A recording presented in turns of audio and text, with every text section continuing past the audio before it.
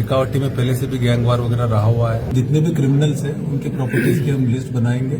सिर्फ डेमोलिश ही नहीं है, उनको 107 एक धारा है उसमें भी कर सकते हैं। अगर बेनामी ट्रांजैक्शन एक्ट में हो सकता है, उन सब के ऊपर चर्चा की है। वो पूरा प्लस इनके केसों की फॉलो करना, जो क्रिमिनल गैंग्स है, इवन इन क्रिमिनल से बात भी करते हैं ना, उनके खिलाफ हम एक्शन लेंगे। शेखावटी की पहचान है ना, ये नहीं है, तो इसीलिए मुझे लगता है कि समाज को भी सामने आना चाहिए। इनका क्या असर हो, आनंद पाल हो, राजू ठेठ हो।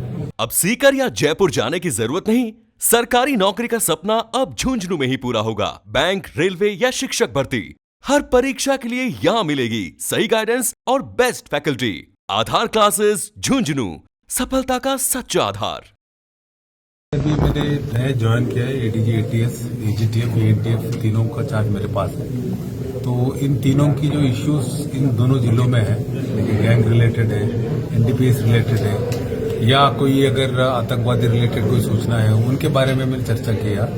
और शेखावटी में पहले से भी गैंगवार वगैरह रहा हुआ है। और अभी रिसेंटली एक वारदात भी हुई थी जिसमें 2 लोगों की डेथ हुई, उसके बारे में भी चर्चा हुई है। और इसके अलावा कुछ थ्रेट कॉल्स आ रहे हैं, और जो नए गैंग्स पनप रहे हैं, लोकल गैंग्स है, जो बाहर गैंग्स है, विदेश में बैठ के ऑपरेट कर रहे हैं, उनके खिलाफ क्या एक्शन ले रहे हैं और क्या रणनीति अपनानी है, उन सब के ऊपर चर्चा की है। और प्लस एनडीपीएस में भी जैसे सीकर, झुंझुनू, यहाँ भी कहीं सुनने में आता है कि अभी एमडी का फैक्ट्री भी पकड़ी गई थी, इसके बारे में चर्चा की है हम लोगों ने। और इस तरह के वारदातों को कैसे रोकना है, और इसके बारे में चर्चा करने के लिए आए थे। जो लोग अंदर बैठ के, जैसे यहाँ बैठ के जो किसी को धमकी देने के लिए नाम देते हैं, या जब भी कोई वारदात करना है उनकी थैली उठाते हैं या हथियार उठाते हैं, रेकी करते हैं, तो जो इनके जो इको सिस्टम बना हुआ है, उनके ऊपर हमने चर्चा की। ऑलरेडी ये दोनों जिले बहुत अच्छे काम कर रहे हैं, और भी है, कुछ इनपुट हमारे पास था, कुछ इनपुट इनके पास था,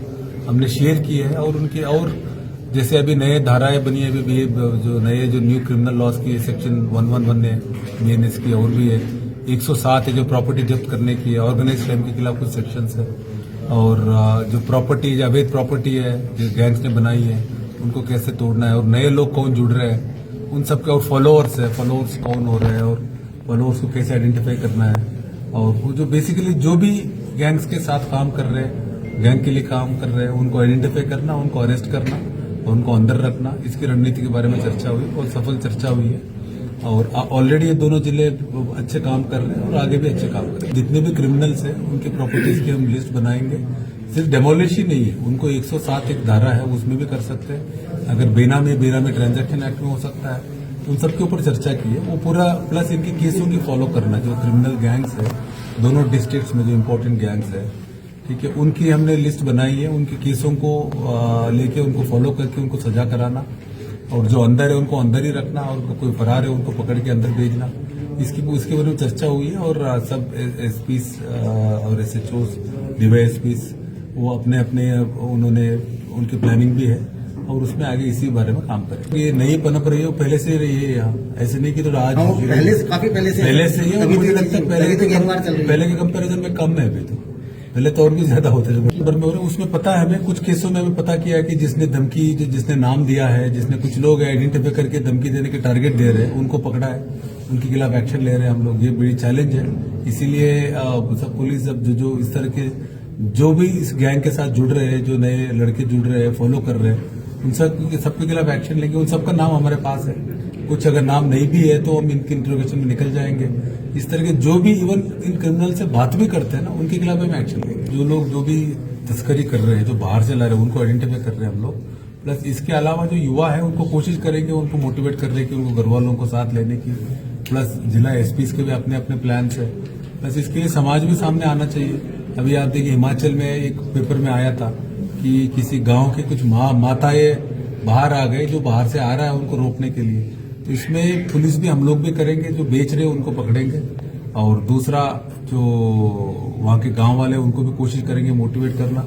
और शेखावटी पूरी देश को आप देखो, जो कारगिल युद्ध हुआ था, सबसे हाईएस्ट मार्टर्स हमारे शेखावटी से गए थे। शेखावटी की पहचान है ना, ये नहीं है, तो इसीलिए मुझे लगता है कि समाज को भी सामने आना चाहिए।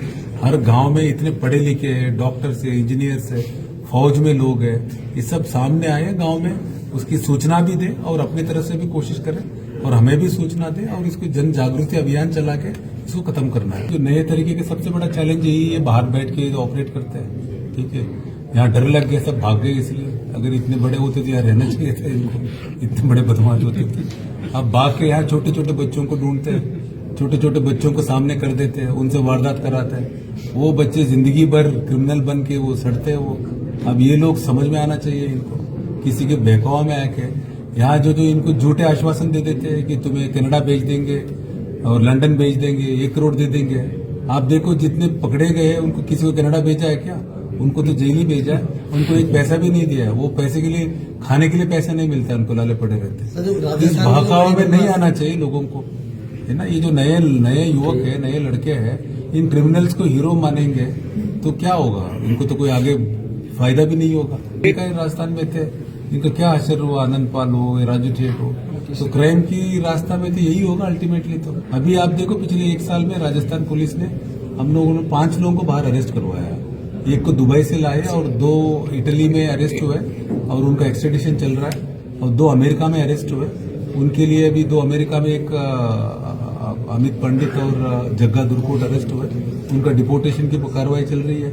इटली में आपको पता ही है, आपके राजू ठेठ में अमरजीत बिश्नोई, उसकी जो सुधा कंवर थी, उनका एक्सट्रेडिशन चल रहा है। और एक आदित्य जैन था, उसको दुबई से लेके आया। दूसरे जो बड़े बड़े हैं उनके लिए भी हमारे एफर्ट्स चल रहे हैं, सारे एजेंसीज भी काम कर रहे हैं। वो सिर्फ हमारे नहीं, वो हरियाणा में वांटेड है, पंजाब में वांटेड है, दिल्ली, सब जगह वांटेड है। एनआईए भी पीछा कर रही है, तो जल्दी मुझे लगता है सफलता मिलेगी।